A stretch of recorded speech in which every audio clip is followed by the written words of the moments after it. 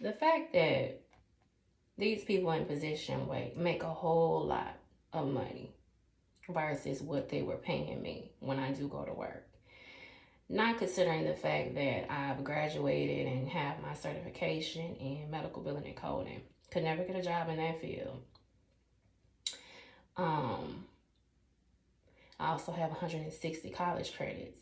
You can get jobs with just 60 college credits. Sometimes you don't even need any college credits and still get paid more than what they're trying to pay me, the bare minimum. When you know that that ain't right. So y'all are making all this money, but yet you're still stealing from me so that I can keep being behind, or you can find another reason to have me lose in life. That's when I say when a person has a agenda of keep holding you back or blocking you was the term that they use. Keep blocking your finances, blocking you in business moves, blocking you and just being able to live your life comfortably. I've worked enough to live comfortably. Um, I'm gonna also give you an example. No, actually not an example. This happened. The last apartment that I was in, um, like I said, it wasn't the best. You can see it in the background of most of my videos, but it didn't stop me because I was happy to have a roof over my head. I kind of like be content in any environment I'm in. Is it fair that I'm put in these situations? No, but I know how to adapt. So, and that's the humility in me. So, I pay attention to everything. When I leave my apartment and was going to work, I'm starving because remember they made me go back to work and I didn't have any food, for about almost 4 months. I just had to throw that in there. But the point is, I still showed up at this job. I still did what I was supposed to do. And I did it as if I didn't miss a meal. I did it as if I had food and I didn't. I treated everyone with the utmost respect. It's sad that the teachers will look down on me as a sub. But we're the ones that come in when you need to take off from work. Not everybody, there was a few. But if you look down on me as a substitute, how do you look at the janitor? You might as well put me on that level as the janitor. Let me tell you why. I'm the type of person I help lighten the load. The whole time I subbed, I cleaned up the teacher's room, from their desk to their floors. I had also did some classes with special needs. So I'm cleaning dishes because they're helping them try to, learn different things on how to clean up after themselves with the special needs students. But you still have to go behind them because the dishes were not completely clean. So I took the initiative. Instead of sitting on the clock doing nothing, I cleaned the microwave, I washed the dishes. It was 2 microwaves, so I cleaned 2 microwaves, washed the dishes. And the children, especially, they wasn't children, they were adult ages, like maybe like 18, 19, well, almost adult. They weren't children. So they understood. So like some would help me and they'll go put the plates after I washed them in the proper place, in their proper places. And what I realized is, because I can work with anybody, special needs, regular children, it doesn't matter. I want everybody to be treated right. So baby, these older special need, I'm gonna say children because they're under me. They would not let me leave out their sight. From me washing dishes to whatever I was doing, they had a few that just stayed around me because I just have that type of energy, or people adapt to me if you're not a little touched. Because mostly the touched people are the ones that have an issue with me. Not children, unless there's an adult manipulating them or provoking them to act like that towards me, because that's happened too.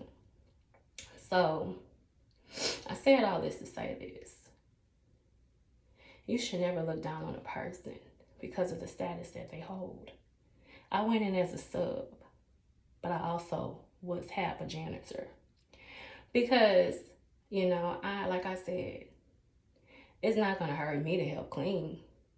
It's not going to hurt me.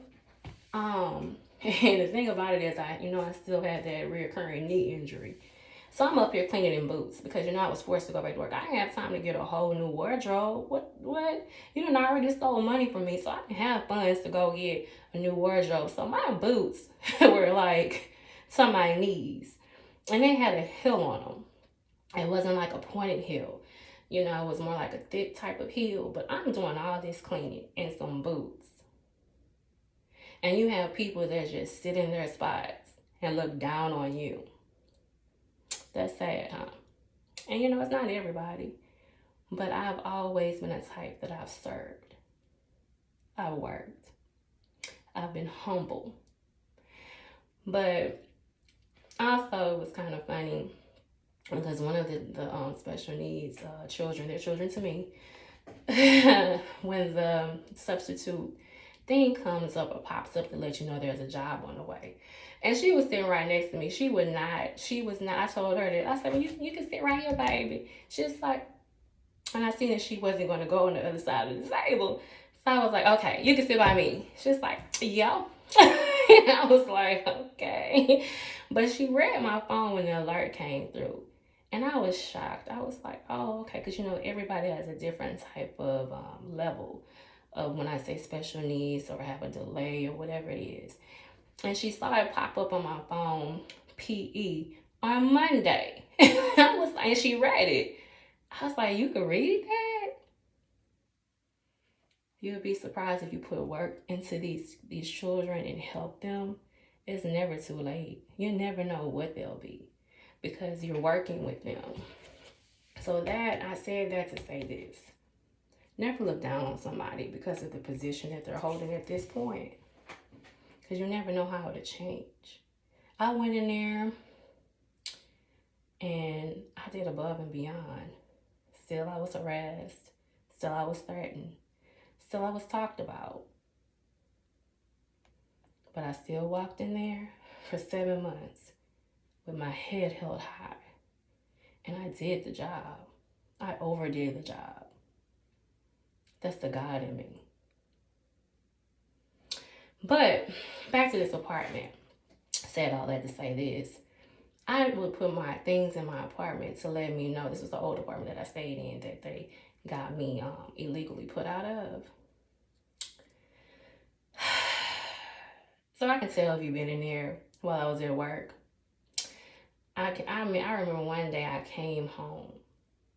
Right before I had came home, somebody had left out of there because their scent was still in there, their perfume. Okay, so one day I went into the office where the leasing person was at, the manager. It was that same scent. There was no letter on my door for an inspection. There was nothing told to me that you needed to come into or enter my apartment without my permission. And I said, and you know me, I'm still going to keep it cute, keep it nice. I was like, oh, when I walked in the office and I realized it was the same scent, I was like, oh, it smells good in here. The person was like, thank you. No, ma'am. I said that to let you know. I knew you had been in my apartment because that same scent was in my apartment. Like you had just left out of there before I arrived from work. This is the same apartment I had to paint the tub because the tub was not bathable. Like you could not even take a shower because the tub was so bad. So I had went in my own pocket and painted the tub enough for me to take a, shower because I wasn't sitting in it. So it was enough to take showers, because at this point you done gave me and rented a unit to me that wasn't good enough for me to even take a bath. On top of that,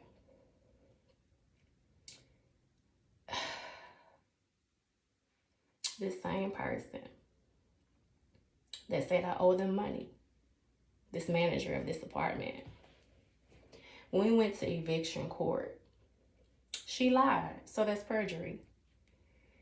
Why would you renew another lease for me if I owed you money?